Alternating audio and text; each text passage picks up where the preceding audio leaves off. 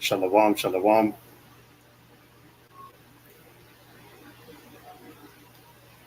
Shalom, shalom.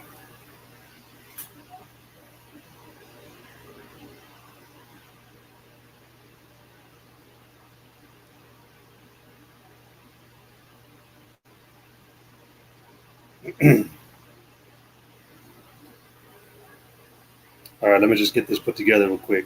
Bubble shot.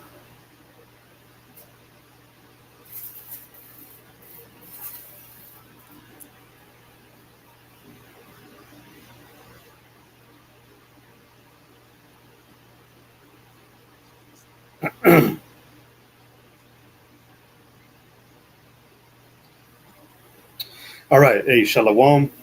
All right, giving all glory, praise, and honor to Yahweh, Bahashem, Yahweh Shai, Bahashem, Makakudash. Double honors to the apostles and elders of Great Millstone. Peace and much love, honors and blessings, salutations to the elect of Yahweh, Bahashem, Yahweh Shai. This is Brother Yakawal. Okay, as you can see, redo of Daniel chapter 8 in verse 8 to verse 9. The main point that I want to focus on is going to be on the 9th verse, but I also want to read into the Diodoche, just get a little understanding of how the 9th verse comes about with Antiochus the fourth, because I want to stick on Daniel 8 and 9, okay, which goes into when Antiochus the fourth, which is Antiochus Epiphany, went into the south towards the east and towards the pleasant land, okay. But like I said, I want to go into Daniel 8 first. I wanted to redo this. I felt the last one it wasn't proper, all right, and I want to redo it just to clarify things. So without further ado, I'm going to just go ahead and get right into it. All right, this is Daniel chapter 8 and verse 8. It says, "Therefore the he-goat waxed very great." Now this is talking about ultimately the Greek Empire, but the he-goat is talking about Alexander the Great. It says, "And when he was strong," okay, because this vision, all right, this account that's being spoken about from the beginning of Daniel 8 up to now was a vision that Daniel, one of the men of the Lord, the prophets, had, okay, and Daniel basically saw the moving in of Alexander the Great, the Greek Empire overtaking the Medo-Persian Empire, which ended with Darius the Third, okay. All right, and then ultimately it was overtaken by Alexander the Great, which is an Edomite. All right, and what Daniel saw was a ram and a he-goat. All right, but this is the area I want to focus on. All right, it says, "Therefore the he-goat waxed very great," which is Alexander the Great, and when he was strong, meaning when he got to the tip of his power, to the point, to the pinnacle of his power, right? Because with Alexander the Great, about 8 years, I believe, if I'm not mistaken, 7 or 8 years, he conquered the whole known world at that time. All right. You can look into history and articles that went over Alexander the Great, but there was a Greek historian, I believe, by the name of Plutarch, that had recorded the account that it was believed that Alexander the Great had cried because he had nothing left to conquer. And that also shows you that's the spirit of an Edomite, all right. Even going back to the account between Darius the Third and Alexander, at one point in time, there was an advisor which had fought alongside Alexander's father, and ended up fighting alongside Alexander the Great. And when it was, said that Darius was trying to, make agreements, unions and all that with Alexander the Great, but Alexander the Great wasn't having it. But one of the generals, I believe, to the side of Alexander, he had been in war for a long time. He was already aged while Alexander was young. And the thing was that he was advising Alexander, maybe we should just make a unification, it could better relations. But Alexander's response was that he was greedy and he was hungry. He was hungry for war, and he wanted it all. All right. So Alexander the Great did conquer a lot. It tells you that in Daniel, the 7th chapter. Okay. But therefore the he-goat, Alexander the Great, waxed very great. Okay. And when he was strong, meaning when he got to the pinnacle of his power, the great horn was broken. That's talking about that he fell sick, and ultimately he died. First Maccabees, the first chapter, the 5th verse says, and that after these things he fell sick and perceived that he should die. Okay. So the next part, it says in Daniel 8 and 8, it says, and for it came up 4 notable ones toward the 4 winds of heaven. Now the same thing is said, all right, in First Maccabees, the 1st chapter. Let me go all the way up, Salakia. And First Maccabees 1, the 1st verse, it says, and it happened that after that Alexander, son of Philip, the Macedonian, who came out of the land of Shittim, had smitten Darius, king of the Persians and the Medes, which we already know that Alexander didn't actually kill Darius. It was through Darius's cousin Bessus, okay, that ended up killing Darius. And when you read into the account of Bessus delivering Darius to Alexander, Alexander had Bessus killed for betraying his king. Because one thing about Alexander, he had high respect for brave men, and Darius was brave in Alexander's eyes. So he respected. Yeah, he pursued Darius, but he respected his death. He held to the end. All right. But it says that he had smitten Darius, king of the Persians and the Medes. And this is ultimately the fall of the Persian Empire, which the Medes ruled first and the Persians overtook the Medes. All right. That he reigned in his stead the first over Greece and made many wars and won many strongholds and slew the kings of the earth. See, Alexander, like I said, he was conquering and went to the ends of the earth and took spoils of many nations, insomuch that the earth was quiet before him. It got to a point where no nation before Alexander, or during the time of Alexander, no one tried to rise up or tried to come up against Alexander. All right, he was powerful.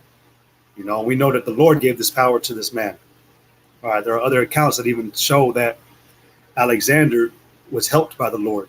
All right, but it says, whereupon he was exalted and his heart was lifted up, and he gathered a mighty strong host and ruled over countries and nations and kings who became tributaries unto him. In verse 5, here's the point. It says, and after these things he fell sick and perceived that he should die. Wherefore he called his servants, which these were the 4 generals, okay, which was known as the Diodoche, which simply means successors. Wherefore he called his servants, such as were honorable, and had been brought up with him from his youth, and parted his kingdom among them while he was yet alive. Now there's another account, all right, when you go into Daniel, the 7th chapter. In fact, let me just, look at that, I got it. Hey, the water Yahweh Bashim Yashai. When you go into Daniel, the 7th chapter and the 6th verse, it said that after this I beheld, and lo, another like a leopard, which is representing the Greek Empire. All right. And, I mentioned in my last attempt to do this video, even Alexander, he did wear leopard skin. But it says, after this I beheld, and lo, another like a leopard, which had upon the back of it 4 wings of a fowl. The beast had also 4 heads, and dominion was given to it. This is still talking about the Diodoche, the 4 ruling generals that came from Alexander that he parted his empire to. So we know the names of these 4, okay, which going back to Daniel 8 and 8, and for it came up 4 notable ones towards the 4 winds of heaven, okay. First Maccabees 1 and 6, wherefore he called his servants, such as were honorable, and had been brought up with him from his youth, and parted his kingdom among them while he was yet alive. All right, it says, so Alexander reigned 12 years and then died, and his servants bare rule every one in his place. These servants again, you had the original 4, which started with Antiochus, which, he ruled Macedonia and Greece, but there was a coalition brought up from Cassander, Seleucus, Ptolemy, Lysimachus, which were the other successors. But they ended up having Antiochus killed at the Battle of Ipsus, which I had the map, which right here, this area, this region that's in orange is all ruled by Lysimachus, and Ipsus was right here, okay? Which apparently it was noted as a very big battle, okay? But so anyways, the Diodoche, those four notable servants, came to be, as you can see right here, Cassander, which ruled Macedonia and Greece. You had Lysimachus, which ruled Thracia, Ipsus, Ephesus, all right, Trapezus. You had the Seleucid Empire, which ruled Asia Minor. And this part, as you can see right here, with Antiochia, Laodicea, Damascus, Tyrus, all the way down to Gaza, this part right here was known as Colli Syria, all right, which was a big area that took a lot of these Syrian wars, that where a lot of it took place. Because what I'm going to get into, you know, the Syrian wars, which there were 6. The Syrian wars is what, you know, involved the Ptolemaic kingdom and the Seleucid Empire. This is where a lot of the fighting went on, you know, outside of, you know, the other 2 regions, you know, that was owned by Lysimachus and Cassander. But these 2 kingdoms, man, were going back to back, and they were trying to control this region right here, because in this region there was something called the Levant, all right, which gave passage into Egypt, okay. And as you can see on this map, all the blue, all the way down to Egypt, all right. This is, you know, under the control of the Ptolemaic kingdom. Then you have all the yellow, which even the part of here up to Croasmia, all right, which was known as the shoot, I already forgot the name again, man. Let me go ahead and find it. I can find it. It's called, let's see, the Greco-Bactrian kingdom, all right, which is right here, okay, which was also known as the Indo-Greek Empire or kingdom right here. But all this was owned by the Seleucid Empire. And when it came to the Syrian wars, which I'm going to get into, this area right here, known as the Levant, a passage and land bridge into Egypt, was being heavily fought for, because it would come to where I believe Seleucus Nicator I, which was the beginning of the Seleucid Empire, he ended up getting this area or region under control, but it was given, I think, from Ptolemy, but they never discussed, you know, the Ptolemaic Empire getting control back. So after they died, you had 5 other damn wars that took place, and they were heavily fighting to control this area to get into Egypt. All right. So without further ado, let me go back to what I was reading. So let me see. This is First Maccabees 1:6 or 1:8. It says, "And his servants bear rule every one in his place. And after his death, they all put crowns upon themselves." You know, Cassander, Seleucus, Ptolemy, Lysimachus. All right. "So did their sons after them many years, and evils were multiplied in the earth." All right. And, you know, this continued on until verse 10, when it comes to Antiochus IV, which is known as Antiochus Epiphany. So in verse 10, all right, it says, "And there came out of them a wicked root, Antiochus, surnamed Epiphanes, son of Antiochus the king," which that was Antiochus III the Great, which he was in the 4th Syrian war from 219 to 217 BC. But he had been a hostage at Rome, and he reigned in the 137th year of the kingdom of the Greeks.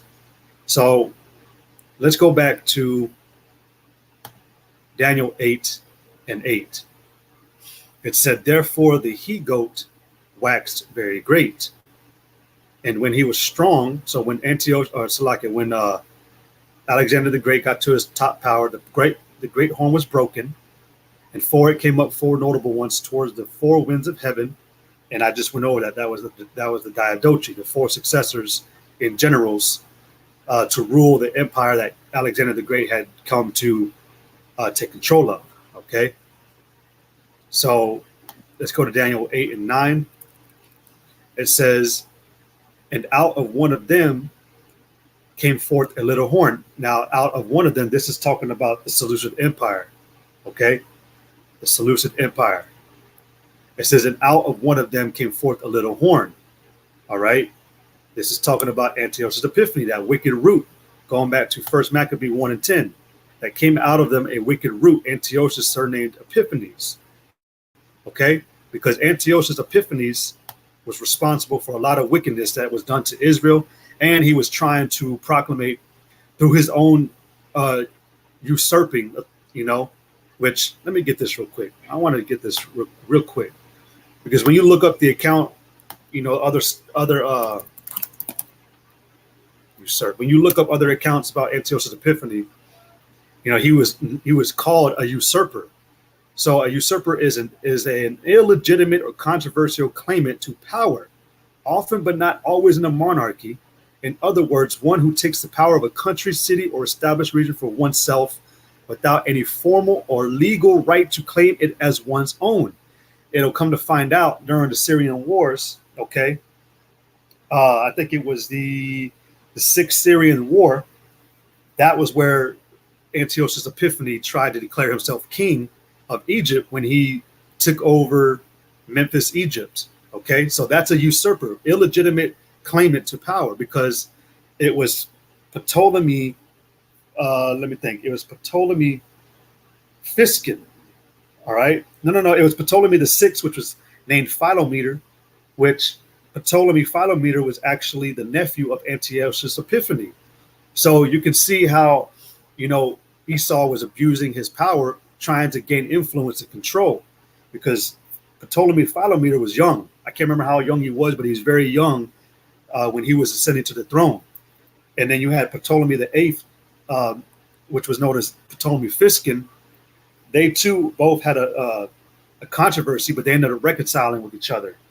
And that, pissed off Antiochus Epiphanes. But his whole campaign in him going about from the south to the east to the pleasant land, which was Israel, he was doing things out of his own order and own government, as far as he was doing what he wanted to do. All right. It took the point where the Roman Republic had to intervene multiple times. I think even going back to the Fifth Syrian War, if I'm not mistaken. That was when I think you had Antiochus and Philip V of Macedon, trying to fight, but they didn't have any intention to overtake Egypt. So when the Roman emissaries came to them and told them to back out, they did it without thinking, because they weren't trying to go in there. But the reason why, Rome had to always step in was because they had an important investment to Egypt. Egypt was very well known for the grain and basically providing for the city of Rome, and also it was done for trade. That's why Antiochus Epiphanes tried to take out Alexandria, all right, because that was along, I believe, the Mediterranean. Let me see. Yeah, the Mediterranean Sea right here, which this was used to get back and forth across to Asia, which was known as Anatolia. But that was, a direct path to get to Asia Minor quicker, So anyways, going back to Daniel 8 and 9, it says, and out of one of them came forth a little horn. This is talking about Antiochus Epiphanes, which waxed exceeding great. Okay. And again, that was through his own manipulation and usurping. Okay. Which, wait a minute, I didn't read this other part.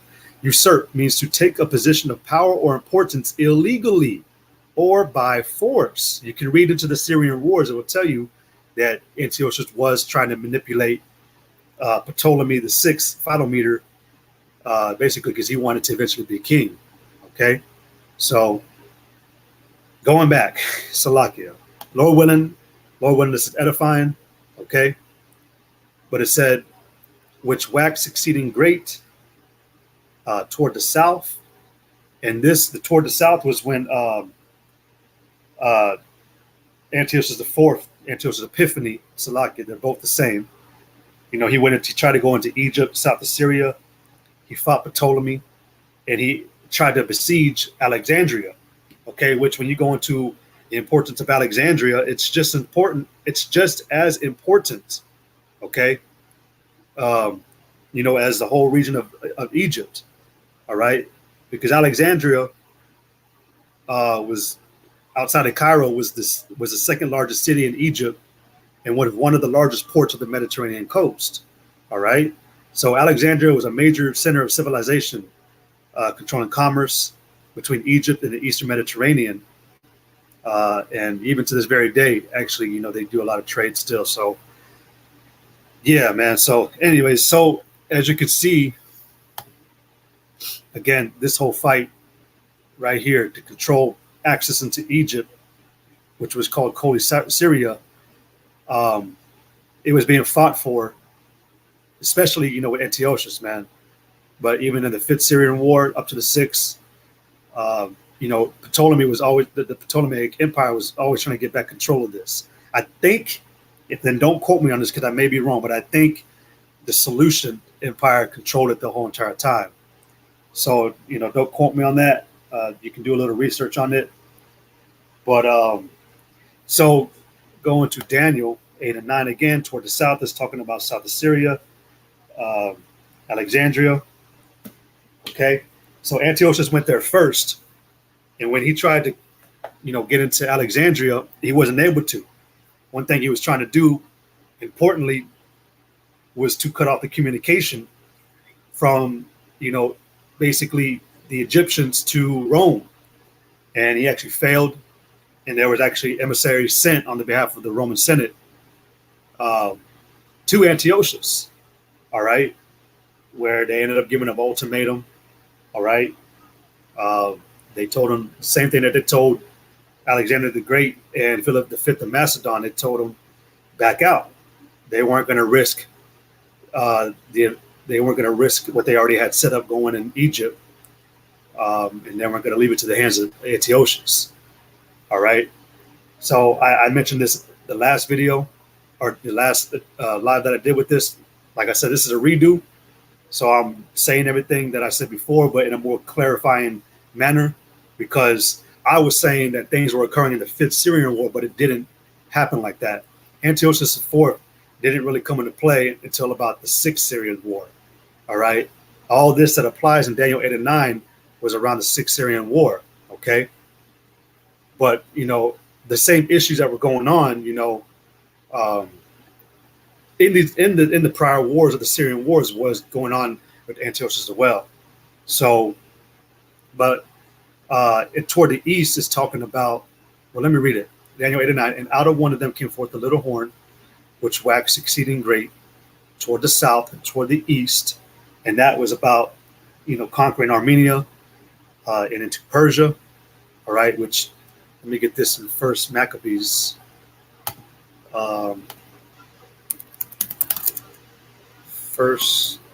Here we go. First Maccabees 3 and 31. All right.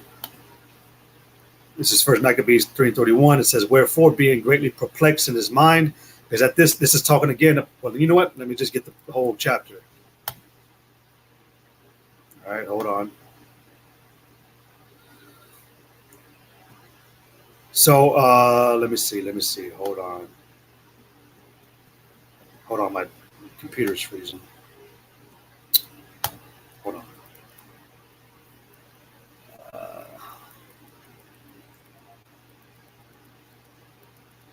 Oh, you know what? It's in First Maccabees, the first chapter. It goes into Antiochus going into Egypt and everything. But you'll find out Antiochus' epiphany was, not coming out lucky. All right. Like I said, he couldn't, lock down the territory of Alexandria. He conquered Memphis. He took Cyprus. But while this was all happening, Egypt had sent aid to the Romans, to the Roman Republic. And at this time, they had just got done fighting, I think it was a third war, which was called the Battle of Pydna. All right. But they were able to free up their armies, which gave them time also to respond to Ptolemy's request for aid.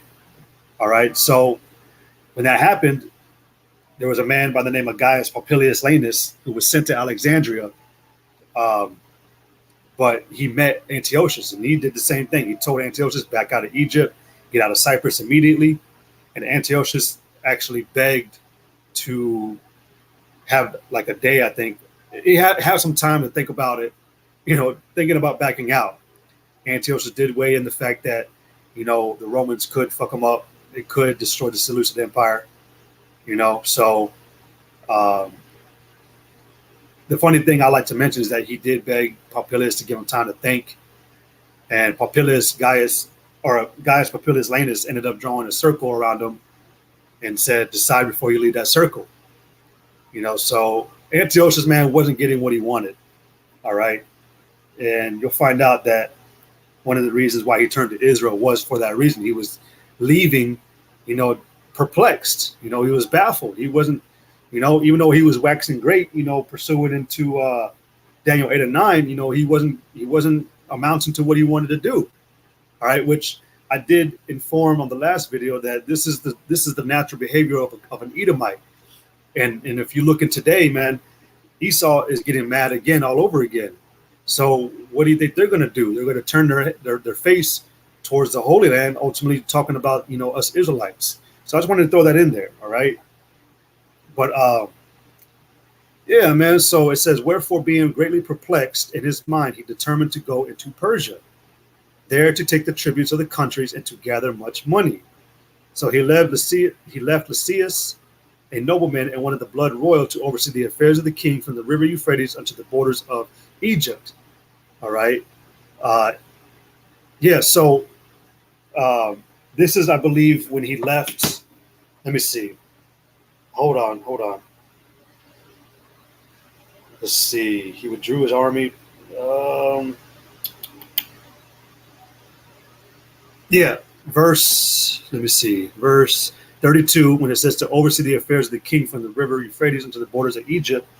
This was him trying to watch Ptolemy VI. All right. But they ended up, like I said, reconciling, and ultimately he lost that control. All right. So he ended up invading again in 168 BC. And then, like I've been talking about, everything I was just talking about, the Romans coming and everything to give them an ultimatum, that all transpired. So let me see. What else could I go into? Oh, so that's Daniel 8 and 8 to verse 9. But I do want to talk a little bit about the Syrian wars, the main one being the Sixth Syrian War right here, which, as you can see, happened from 170 to 168 BC. All right, when you go down, all right. So when you learn what the Syrian wars were about, which, like I said, there were 6, and there was a potential 7th, but they didn't identify it as, a 7th Syrian war. But the background about this, was, a series of 6 wars between the Seleucid Empire and the Ptolemaic Kingdom. Oh, there you go. Successor states to Alexander the Great's empire during the 3rd and 2nd century BC over the region then called Coele-Syria, which is right here, as you can see, which you can see it better on this map, which is right here. All right. This area was called Coele-Syria, and it gave access to Egypt, and it acted as a land bridge. Okay. One of the few ways to get to Egypt. Okay. So let me go back to the Syrian wars. It said these conflicts drained the material and manpower of both parties and led to their eventual destruction and conquest by Rome and Parthia, because this is literally all the way down to the Sixth Syrian War, is to the end of the Seleucid Empire, ultimately resulting in the rule of the Roman Empire. All right, so yeah, you can read that Ptolemy's 6th intervention in the Seleucid dynastic wars. It says, while not usually classed as the 7th Syrian War, the Ptolemies and the portion of the Seleucids were classed again. The Seleucid Empire began to fall to internal disorder as the Romans and Pergames, seeking to destabilize and weaken Syria, encouraged Alexander Balus to make a hostile claim on the throne against King Demetrius I Soter. Oh man, I believe Demetrius I Soter was actually supposed to reign instead of Antiochus. It was supposed to be Demetrius I Soter. Yeah, man. So I'm gonna have to continue to do some more studying on that. But I do know that information I found earlier, it went into that. Like I said earlier, Antiochus was usurping his authority. All right, but that's a little background on the Syrian wars. You had 8 Ptolemies. All right, um, you had in the Seleucid Empire, you had from Antiochus one Soter. You had Antiochus II, which his name was Theos. You had Gonatas, Callinicus, Antiochus the Great, Philip the Macedon, and then ultimately Antiochus IV. So that's the Syrian wars. And then going back to Daniel 8 and 9, and out of one of them came forth the little horn, which waxed exceeding great toward the south and toward the east. Like I said, that had included Armenia and Persia, and toward the pleasant land. Now, coming to this whole scripture is talking about Antiochus and his conquest. All right, hold on, making sure the live is still working. Okay, we're good. But the pleasant land is obviously talking about Israel. Okay, so let me see if I can pull this up on the computer. Hold on. Let me see what I typed.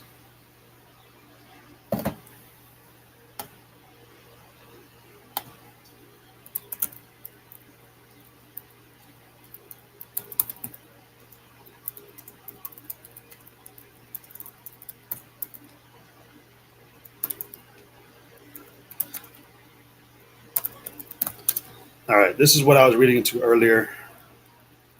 It's Bible Archaeology Study Society. There we go. So you can read in the scriptures. You can read it in First Maccabees, the first chapter. You can read it all the way to the 3rd chapter. All right, where Antiochus turned his anger towards Israel because when you look at Israel and who they were to the Seleucid and Ptolemaic empires, you know, I think it started with well, both of them held them as a vassal, if I'm not mistaken. Yeah, the Seleucid Empire held uh, Israel as a vassal state, which a vassal was where they have a relationship. And this was actually done through Alexander the Great. All right. Antiochus didn't have an agreement with Israel at all. All right. Over in Judea. All right. One thing about Alexander, when he was in rule before he parted his kingdom, he had certain things already set up in order. All right. Alexander is commended for how he ruled with Israel being a vassal state. He didn't put too much hell on them. He allowed them, to still practice the customs. Which a vassal state is where these two, uh, it could be, cities, countries, well, a vassal state, right? But it's a relationship in which one state or another has policy controls, over their state. But in doing so, as long as that state does what they're told to do, they can continue to, practice their own culture, which Alexander allowed that with our people. It wasn't until after he died, again, going back to First Maccabees 1 and 9, and after his death, after Alexander's death, they all put crowns upon themselves. So did their sons, and after them many years, and evils were multiplied in the earth. This is when shit started falling to pieces, man, with Israel, with a good relationship, really. I won't say good, but you know what I'm saying. And then, there was a lot of in-house fighting. These 4 generals, actually rivals, Lysimachus, Cassander, Seleucus, Ptolemy. They were actually all rivals. They all hated each other. I named Antiochus, which he was, before Cassander, but they all conspired against him, man, to kill Antiochus. All right. So you see what they were doing. They were all rivals. Okay. And it's just out of those 4, Seleucus and Ptolemy were the ones that were more prominent. But it says that evils were multiplied in the earth. And ultimately, when that one exceedingly wicked root, Antiochus Epiphany, came out, this is when hell started really coming down on the pleasant land. Okay? Let me see. Yeah, see, like I said, you can read about Antiochus going into Egypt. Um, let's see.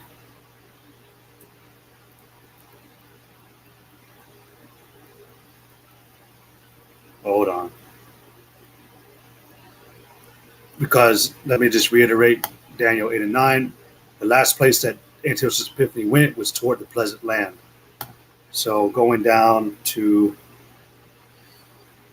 well, all of this you can read because this is talking about when he came to take all the vessels, all the gold, all the silver out of the temples, really to campaign to help, because through the Syrian wars, both sides of the Ptolemaic Empire and the Seleucid Empire had drained their resources. Like they heavily drained their resources trying to fight and keep each other back and fight for certain regions and territory.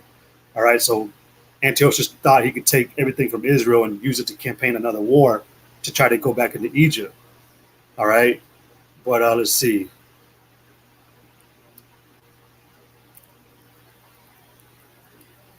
So let's see.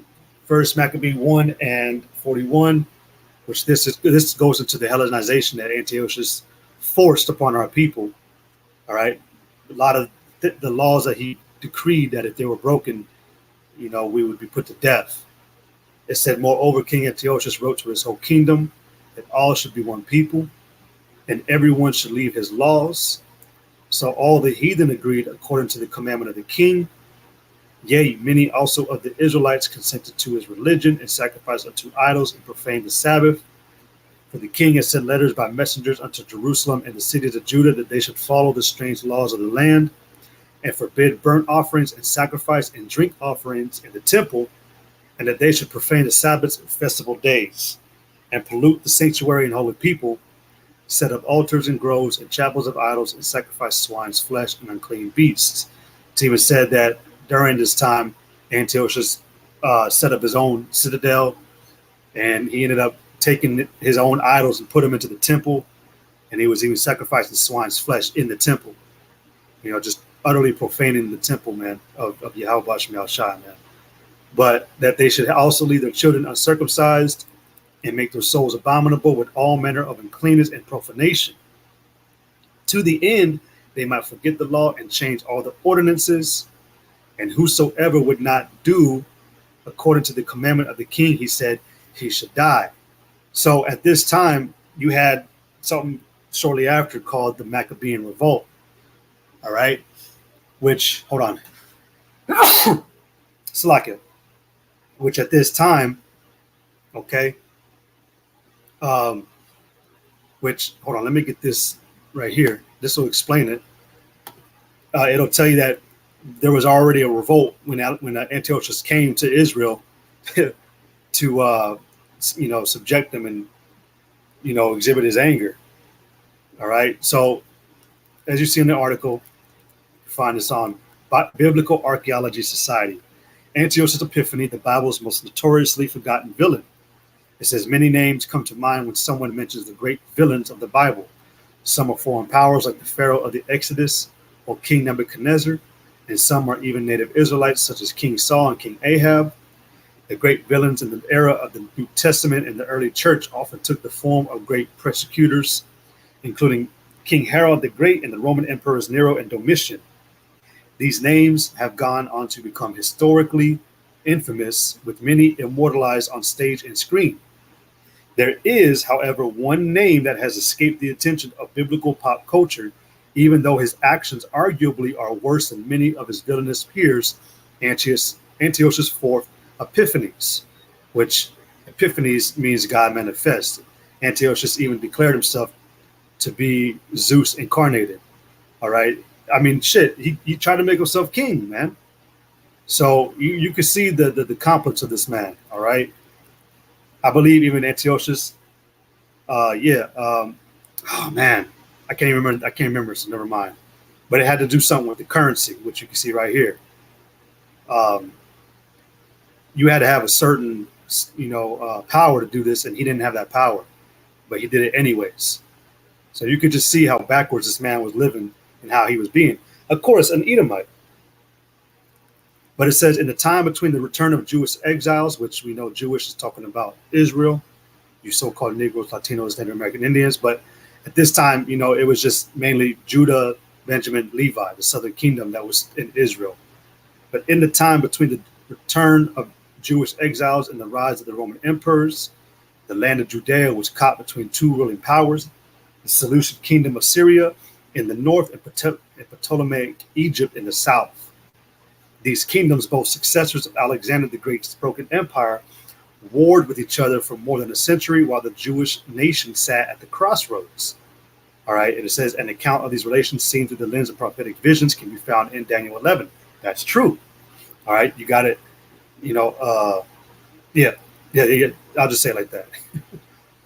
But it says, throughout most of this period, Judea remained in the periphery and was left alone. However, when Antiochus IV came to power in 170 BCE, the Jewish people did not readily fit into the vision he had for his new empire. Embracing a form of imperial colonialism, Antiochus sought to bring about a sense of cultural uniformity in the hope of creating more socioeconomic stability, which that has nothing to do. All right, Esau uses these words of economic stability and environmentalism and this and that, but it has nothing to do with that. It's always been about power and controlling territory, regions, and people. All right, and Antiochus was one of those suckers, man. He wanted to control everything too, as an Edomite would want to. All right, and he didn't mind doing it in cruel ways, especially towards our people. It said this included embracing the Hellenistic way of life, which I just read in First Maccabees 1, which to be Hellenized means that you basically convert to Greek customs. All right, that's why the word in the scriptures about a Greek, when it talks about Greeks and Jews, that word Greek goes into Hellenist, which is a Greek, or Salakia, which is a Jew who converted to Greek customs. All right, which those customs fell on the decree and force of Antiochus on the behalf of Antiochus Epiphanes, forgetting the laws, changing our customs. All right, not being able to practice what we were, what we were. All right, and just to include the Greek Empire up into Antiochus IV, every empire before that, we were at least allowed to practice our culture in some way. But this is where Esau, like he's doing now, man. We've forgotten our ways. Well, aside from the elect, we've come back to the understanding of the scriptures and who we are as a people. But the rest of our people are still Hellenized, and there's a modern word for that. It's called being westernized. All right. But it says this included embracing the Hellenistic way of life and the worship of the Greek pantheon, especially Zeus. By taking the epithet Epiphanes, which means God manifest, Antiochus even claimed to be Zeus incarnate, like I said before. Many of the pagan nations embraced and welcomed these policies, which keyword pagan, because paganism is basically the practice of every damn religion. It's the worship of all things. It says many of the pagan nations embraced and welcomed these policies, but in the land of Judea, they caused a cultural civil war, notably among members of the high priestly families. And you can read that account. All right, let me go ahead and let me just pull it up. Hey, hold on. Let me go back to this window. Let me read this. Brother, I wish I know why not. All right. If that's popping up, right? Should it be? Is it? Let me see. Let me just take a minute to look on here. All right, there you go. Yeah. It says Hellenization, also spelled Hellenization or Hellenism, is the adoption of Greek culture, religion, language, and identity by non-Greeks. So who are these non-Greeks? If Hellenization is a Greek religion, so to speak, then what are non-Greeks? So you got to look up words, man. All right, this was a people who were forced to convert to Greek customs, which we read. All right. Let me see. In First Maccabees 1 and 41, moreover, King Antiochus wrote to his whole kingdom that all should be one people, and everyone should leave his laws. All right. That fell down to even the nation of Israel. All right. it got to a point, you read down here, we already know, man. Verse 54, First Maccabees 1, it says, now the 15th day of the month Caslu, in the 145th year, they set up the abomination of desolation upon the altar and builded idol altars throughout the cities of Judah on every side. This is when Antiochus went into the temple and set up Zeus. And if not mistaken, I even believe Jupiter, but I know Zeus for one. All right. And it says, and he burnt incense at the doors of their houses and in the streets. And when they had rent in pieces the books of the law, which they found, they burnt them with fire. Okay. It says, and whosoever was found with any of the book of the testament, or if any committed to the law, the king's commandment was that they should be put him to death. So when we go back to Antiochus' little report right here, it says right here, starting right here, in the midst of his turmoil, this turmoil, according to the books of Maccabees and the Jewish historian Josephus, Antiochus plundered the Jerusalem temple and carried off the sacred vessels to help finance his campaigns. Following stories of intrigue, bribery, and military coups among the Jewish ruling class that could rival any on television these days, Antiochus arrived in Jerusalem to find the people in an open state of revolt against him and each other. Because you had during the Maccabean revolt, which was led by let me go and get it. All right, hold on. Which was led by Judas Maccabeus. Okay, which Lord willing I can find the actual. I want to find the part where Judas Maccabeus killed that one Israelite trying to consent and sacrifice, to the idols of Antiochus and the Greeks. Ultimately, really. Hold on.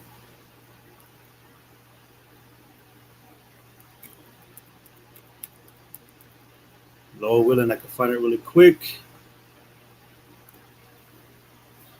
You know what? Let me just type it like this to get it quicker.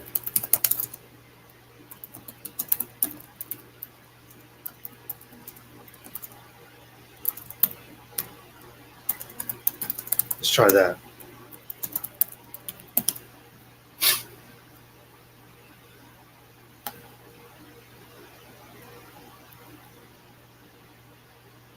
Nope, that's not it.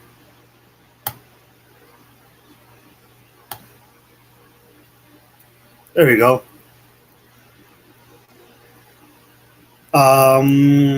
First Maccabees 2:1. In those days arose Matthias, the son of John, the son of Simeon, a priest of the sons of Joram from Jerusalem, and dwelt in Modin. Let me see. And he said, and he had 5 sons: Joanan, called Caddis, Simon, called Thesai, Judas, who was called Maccabeus. Because when you read back in the report, it said right here, let me see, that the revolt was happening, let me see, to the high priestly families right here. Actually, right there. Which, who are the priests? All right, it was the priest came out of the tribe of Levi. All right, there we go. Lord willing, y'all can see that if you're watching. I pinned a comment, so. But anyways, that goes right here. Let me find it. So Judas Maccabeus, which he's the one that ended up leading the revolt after his father Matthias passed away. So let me see. Let's see the Matthias. Let me see. Yeah, right here. Okay, this was Matthias, not Judas Maccabeus. Salakia. First Maccabees 2:15. In the meanwhile, the king's officers, such as compelled the people to revolt, came into the city Modin to make the sacrifice. And when many of Israel came unto them, Matthias also and his sons came together. Then answered the king's officers and said to Matthias, on this wise, thou art a ruler and honorable and great man in the city, and strengthened with sons and brethren. Now therefore come thou first and fulfill the king's commandment, like as all the heathen have done. Yea, and the men of Judah also, which we read in 1 Maccabees chapter 1. And such as remain at Jerusalem, so shalt thou and thy house be in the number of thy king's friends, and thou and thy children shall be honored with silver and gold and many rewards. And it makes sense that, these crackers targeted the strongest of our people first, because you make the strongest of the nation submit, then the rest are going to submit. So this officer, of Antiochus, of the king of the Greek, of the Greek Empire at the time, he saw that, all right. But it says, then Matthias answered and spake with a loud voice, though all the nations that are under the king's dominion obey him and fall away everyone from the religion of their fathers and give consent but to his commandments, yet will I and my sons and my brethren walk in the covenant of our fathers. So this is where it's talking about that cultural civil war that happened, the revolt. All right. That it talks about right here that when Antiochus arrived in Jerusalem to find the people in an open state of revolt against him and each other, which I'm going to read that part real quick. It says, the Most High forbid that we should forsake the law and the ordinances. We will not hearken to the king's words to go from our religion, either on the right hand or the left. It says, now when he had left speaking these words, there came one of the Jews in the sight of all to sacrifice on the altar which was at Modin, according to the king's commandments. Which thing when Matthias saw, he was inflamed with zeal, and his reins trembled. Neither could he forbear to shew his anger according to judgment. Wherefore he ran and slew him upon the altar. All right. This is that revolt against the Greeks, against Antiochus, and against their own people. All right. You had wicked Israelites, man, that were consenting down, man, that were submitting to the Hellenization. All right. They were more afraid of man and death than fearing Yahweh B'Shem Yahushai. Okay. So let me go back to this with Antiochus. It says the chaos, all right, starting right here. The chaos he found in Judea immediately followed a humiliating defeat in Egypt. All right, like I said, Antiochus never conquered Egyptian territory. All right, which the day of Ulysses, which is what ended the Sixth Syrian War, that is where all hopes of Antiochus conquering Egypt and becoming king, failed. So he was pissed.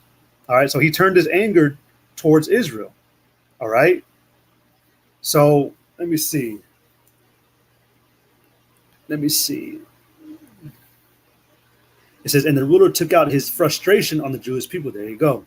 Antiochus took control of the situation by slaying many innocents and brutally enforcing his cultural and religious policies on the population. Read the entire first 3 chapters of First Maccabees, man. This will go all into it, man. It'll tell you that, the women and children were being slaughtered, man. It says that he was slaying many innocents and brutally enforcing his cultural and religious policies on the population. A time of great tribulation occurred as traditional practices such as circumcision were outlawed. Sacred scriptures were burned, which we read that, and violators were brutally punished even unto death. I mean, the most notable account is the 7 sons and the mother. That mother had to watch all her 7 sons be killed, tortured in severe ways, having their parts cut out, their tongues cut out, being put on, human-sized, pots and pans, being cooked alive and burned alive. All right. So there was no, method of torture that Esau wasn't trying to be shy away from. And he's going to do the same thing in this time. All right. We already know he's brought back the guillotine. He's got a lot of technology he's been working on that he's going to use. I like to talk about the riot shield for demonstrations. They have it to where they can interlock riot shields now.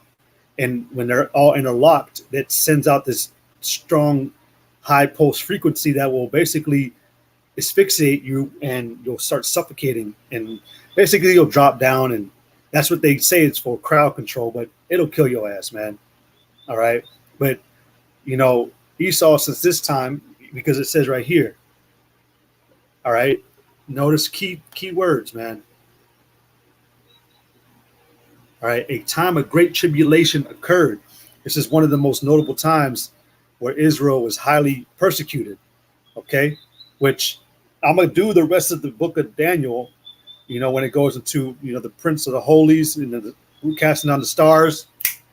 Salakia, hold on. All right, never mind. It says a time of great tribulation occurred. The wrath that Antiochus exhibited on our people, man, was very cruel. All right. But it says, having already laid siege, all right, starting right here. Salakia for that squeaking in the background. It's a chicken. But having already laid siege to the Temple Mount and destroying many of its fortifications, Antiochus built a new fortress known as the Acra, literally the citadel. All right. Hold on. Salakia.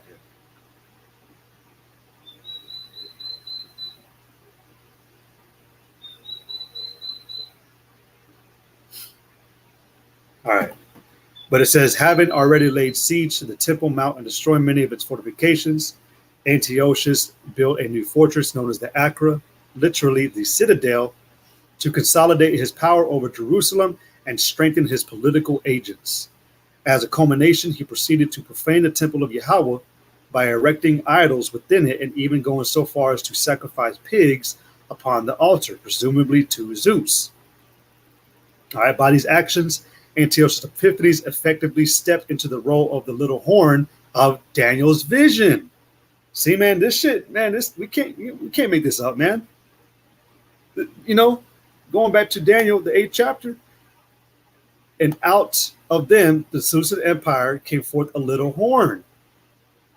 Bro, historians accurately or agree. All right. By these actions, Antiochus Epiphanes effectively stepped into the role of the little horn of Daniel's visions and became the apocalyptic supervillain archetype that remains within the psyche of the Christian belief system to this day. All right.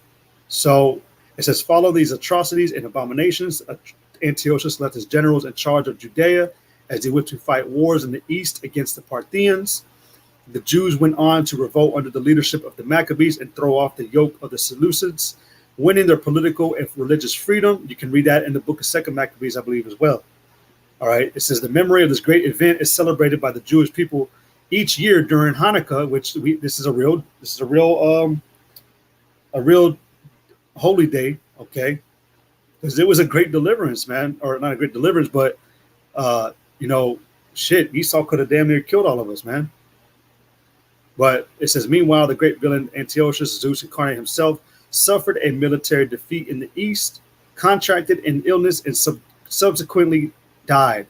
Let me find something. I think it's in Daniel. That's the wrong one.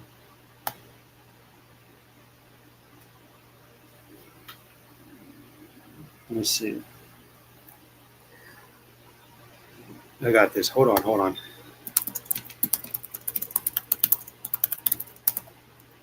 And because that sickness, that illness, yeah, Daniel 8 and 25, which this is also talking about Antiochus Epiphany. All right, let me actually get the whole slug, man. I'm back on my laptop using StreamYard because I couldn't do this with my phone, so bear with me with this slow ass technology, man. So verse 23, Daniel 8 and 23, and in the latter time of their kingdom, when the transgressors are come to the full, a king of fierce countenance and understanding dark sentences shall stand up, and his power shall be mighty, but not by his own power, and he shall destroy wonderfully, and shall prosper and practice, and shall destroy the mighty and the holy people. This is Antiochus Epiphany. And through his policy, and I like to always bring this out, the word policy goes back to actually cunning, which is skillfully deceptive. You go back to First Maccabees, it tells you that the officers that came about to the city to make us, consent to the Hellenization, it said that they spoke words of peace, but it was all deceit. All right. Verse 30. First Maccabees 1 and 30, and spake peaceable words unto them, but all was deceit. It was all cunning. All right. It says, for when they had given him credence, he fell suddenly upon the city and smote it very sore and destroyed much people of Israel. So going back to Daniel, where is it? Oh, right here. Daniel 8 24, or 25, and through his policy also he shall cause craft to prosper in his hand, and he shall magnify himself in his heart. That's talking about Antiochus Epiphanes, which any Edomite will magnify himself in the heart. It says, and by peace shall destroy many. Like I said, like I read, he tried to come into the city in the name of peace, but it was all deception, man. He had, like it says that, their words were sweeter than butter, but their inward thoughts, it was swords. All right. It says, and by peace shall destroy many. He shall also stand up against the prince of princes, but he shall be broken with thy hand. All right. I think the prince of princes goes into the high priest, if I'm not mistaken. All right. But it says right here, but he shall be broken with thy hand. That sticking right here. All right. That's that sickness. All right. Where is it? Yeah, right here. The Jews went on. The memory. Hold on. The great villain Antiochus in the east contracted. All right. An illness and subsequently died. We already know that Antiochus died, with the flesh-eating disease. All right. In fact,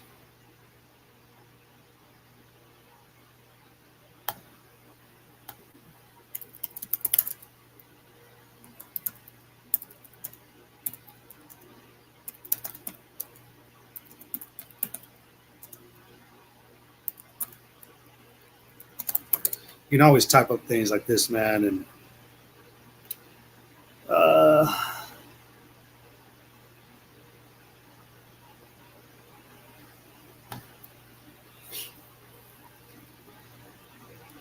no, hold on. I want to find it where he said that. He said, let me see. Antiochus acknowledges. Oh, let's try that. There you go. First Maccabee 6.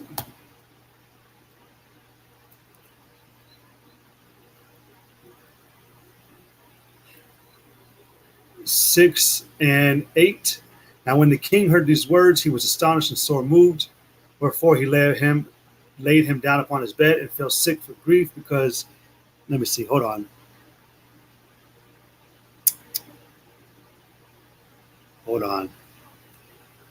Okay, yeah. Okay, hold on. Just bear with me.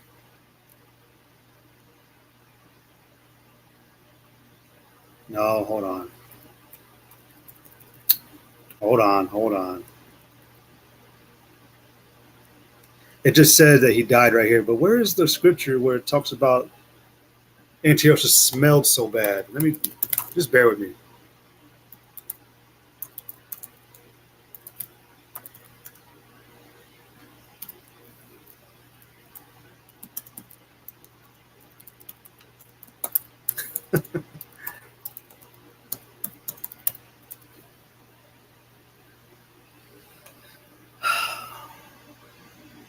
Oh man, I can't find it right now, man.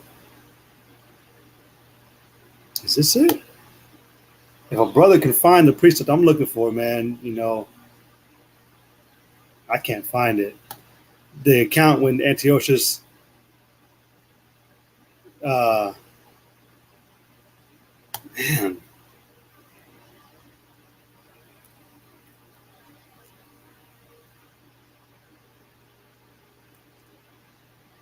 Well, the sickness was all right. All right. I'm going to be done with that. Just letting you know that Antiochus died. He fell sick. Really, he was being eaten from the inside out with worms. He died, man, from a flesh-eating disease. All right. And before he died, he actually, he humbled down, which everybody does before they die. He humbled down and he said that man ought not to think himself higher than God. And then he died. And it says soon after the Seleucid kingdom crumbled as well. So that brings the end. Like I said, about the Syrian war, it led to the beginning of the Roman Empire.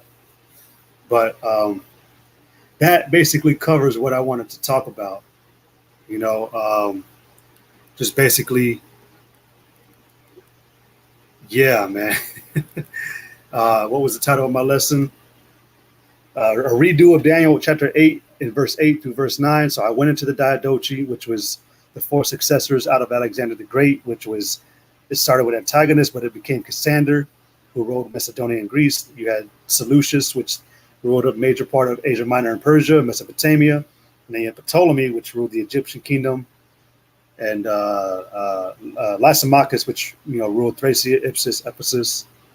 So I went into the Diodoche. The Syrian wars, ultimately talking about the part where Antiochus went to the south, to the east, toward the pleasant land, that ultimately representing Israel, Israel, and everything Antiochus did there. So, Lord willing, that was a lot better and a lot more edifying and a lot more clear. I hope I didn't misspeak too much, but Lord willing, you're edified. And anything you feel like researching, go ahead and do the research on it. But with that, hey, I want to give all glory, praise, and honor to Yahweh, Bahashim, Yahweh Shai, Bahashim, Rakakodash. I want to give double honor to the apostles and elders of Great Millstone, which rule well. Peace and much love, honors and blessings to the elect of Yahweh, Bahashim, Yahweh Shai. Hey, to the next one, hey, Yahweh, Bahashim, Shai, Brakatom, Kwam, Allah, Shalom. Shalom.